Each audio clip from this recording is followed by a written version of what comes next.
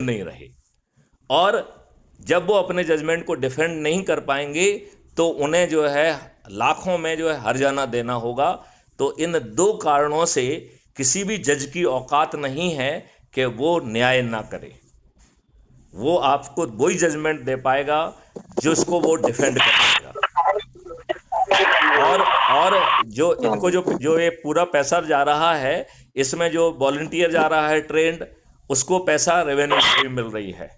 जज महोदय को रेवेन्यू स्ट्रीम मिलेगी, पुलिस वाले को रेवेन्यू स्ट्रीम मिलेगी, फॉरेंसिक साइंस वाले को रेवेन्यू स्ट्रीम मिलेगी, गवाह वालों को फॉरेंसिक जो है ना रेवेन्यू स्ट्रीम मिलेगी।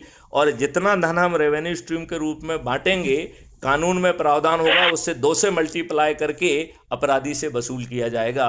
लिहाजा इस सोर्स से इतना अधिक पैसा जनरेट होगा कि भारत सरकार अभी जो तमाम टैक्सेस से कमा पा रही है उससे 10 गुना पैसा पहुंच जाएगा।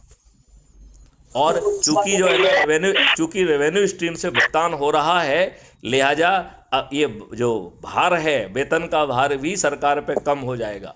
तो सरकार के शासकीय व्यय कम हो जाएंगे और आमदनी जो है ना 10 गुनी हो जाएगी। और ऐसे ही एक और मॉडल बनाया गया है जिसको हमने पेपर करेंसी मुक्त भारत कहा है। तो पेपर करेंसी से खत्म कर दी जाएगी और हर ट्रांजैक्शन पर 2% की प्रोसेसिंग फीस होगी। उस 2% की फीस से भारत सरकार को 10 गुना ज़्यादा पैसा मिल जाएगा जो आज मिल रहा है। तो 10 गुना पैसा क्राइम फ्री भारत के रेवेन्यू मॉडल से, और दूसरा जो है 10 गुना पैसा जो है वो पेपर करेंसी मुक्त भारत के जो है ना ट्रांजैक्शन की फीस से मिलेगा। और भारत सरकार को जब 20 गुना पैसा मिल रहा है तो 5 सालों के अंदर टैक्स जो है पहले साल जो है 50% कर दिया जाएगा, दूसरे साल 25% कर दिया जाएगा, तीसरे साल जो है 15% कर दिया जाएगा, चौथे साल 5% कर दिया जाएगा, और 5वें साल जो है ये पूरा देश हर तरीके के टैक्स से मुक्त होगा। और भारत सरकार और भारत का हर नागरिक जो है उसके पास रोजगार का भी मौलिक अधिकार होगा, शिक्षा का भी होगा, भोजन का भी होगा, स्वास्थ्य का भी होगा, प्रॉस्पेरिटी का भी होगा और खुशहाली का भी होगा। खुशहाली को मौलिक अधिकार बना देंगे। मतलब कोई भी व्यक्ति भारत देश में परेशान नहीं होगा, दुखी नहीं होगा। आप बताइए, ये सब चीजें आपको मिल रही हैं, इसके लिए क्या आपको किसी को चंदा देना पड़ रहा है क्या?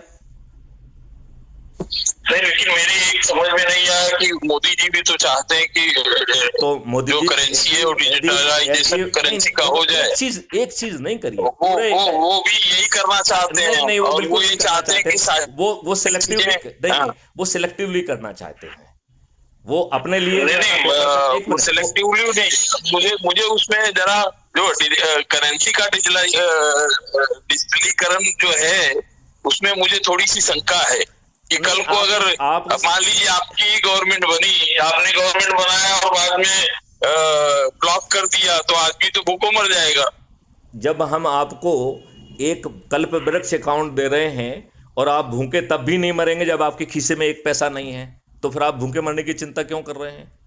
हमारा तो जो है ना भोजन में जो है ना पीएम का जो है ना घटिया अकाउंट, लेकिन जब आप डिजिटलीकरण कर देंगे तो फिर अकाउंट की जरूरत कहाँ रही फिर? नहीं, अकाउंट तो होगा ही ना। नहीं, देखो, अल्टीमेटली अकाउंटिंग तो होगी ना। आप मेहनत करेंगे तो आपको जो है ना पैसा मिलेगा। और एक जो दूसरा कल्पवृक्ष अकाउंट है, जब आपके पास पैसा नहीं होगा तो पैसा वहां से आ जाएगा जिसे आपको वापस करना है, क्योंकि फ्री में कल्पवृक्ष अकाउंट कुछ नहीं दे रहा है आपको, वो आपको समर्थ बना रहा है। और जब आप समर्थ हो जाएंगे, आप कमाने लगेंगे, तो आसान किस्तों में अपने आप कट जाएगा पीछे से, वो आपसे पूछेगा भी नहीं। तो ये जो ठीक है, सोच अच्छी है, लेकिन जब ये धरातल पे आप उतार पाए तो मुझे धरातल पे मुझे नहीं उतारना है। ये 4 सरल उपाय जो आपको 100 करोड़ तक पहुंचा देंगे, ये अपने आप उतर जाएगी। और मैथिली शरण गुप्त ने मॉडल्स बने हैं, उनको रिफाइनमेंट करने का तरीका मैंने समझा दिया है। तो आपके ऊपर कोई चीज थोपी नहीं जा रही है, पब्लिक को भी अपनी बात कहने का मौका मिलेगा। अभी तो आपके ऊपर आपने ही कहा कि अडानी जी जो चाह रहे हैं वो थपवा दे रहे हैं। तो आज का तो दुष्ट सिस्टम है जिसमें हाई कमांड जो है ना पार्टी व्हिप जारी करके जो चाहे वो पास कर दे। जब 2014 में मोदी जी चुनाव लड़ने आए थे तो बहुत जो है ऐसे ऐसे सपने दिखाए थे। राजेश जी, मैं अब मुझे भी थोड़ा सा बोलने की, अगर आपके डिबेट में बोलने नहीं देंगे मुझे, तो मैं मेरी बात कैसे कह पाऊंगा? नहीं, आप बिल्कुल कहिए। मैं उसे उतनी बात को कहना चाह रहा हूं जो हमारे मॉडल से संबंधित है। बाकी आप पूरी बात जो भी कहना चाहें वो ग्राह्य भी है और हम उस पर विस्तृत चर्चा भी कर सकते हैं, और इसके लिए हम कई सेशन भी कर सकते हैं, मतलब एक नहीं, हम 10 सेशन कर सकते हैं।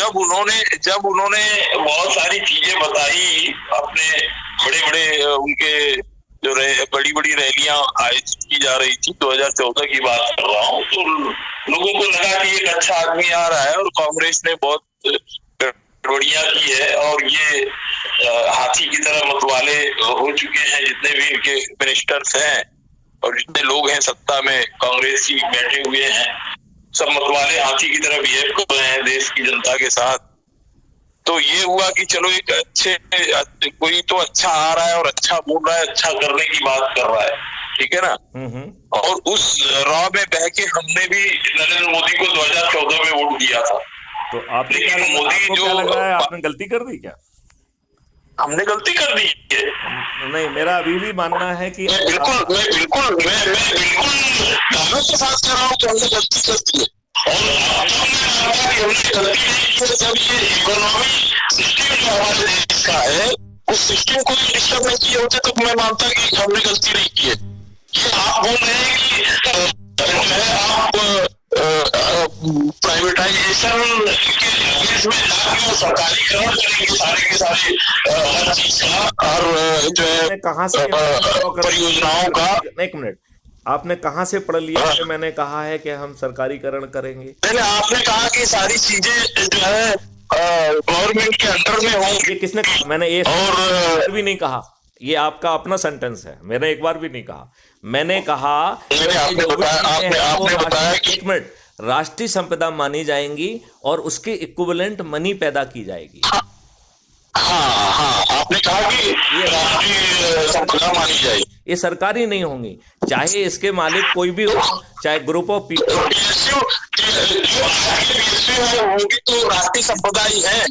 और आज पीएसयू को क्या कर रहे हैं नरेंद्र मोदी, क्या कर रहे हैं, आप नहीं देख रहे हैं? बिल्कुल ठीक कह रहे हैं, लेकिन मैं आपसे प्रार्थना करना चाहता हूं, इन्हें प्रेजेंट मॉडल्स के बीच में ना पड़ें। राष्ट्रीय संपदा कैसे होगी, कैसे संधारित होगी, यदि इस पर आप चर्चा करना चाहते हैं तो एक पूरा सेशन हम उसके ऊपर लाइव कर पाएंगे। हमारे पास जो है लाइव चर्चा करने का भी सिस्टम है, तो जब भी आपकी इच्छा हो मैं आपको लिंक भेज दूंगा।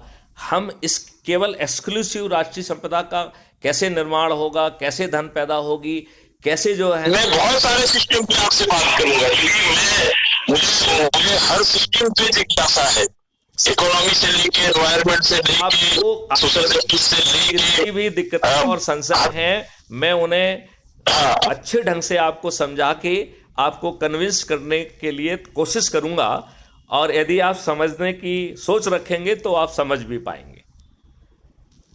नहीं, सामने वाला समझ नहीं चाहता है, यदि आप समझने की, हम तो समझना चाहते हैं, नहीं होगा तो चीजें आगे नहीं बढ़ती। हम आपको राजेश सिंह जी कन्विंस कर पाएंगे और उसमें कोई भी गड़बड़ी नहीं कर पाएगा। ये सोचो, जो व्यक्ति ये सोच रहा है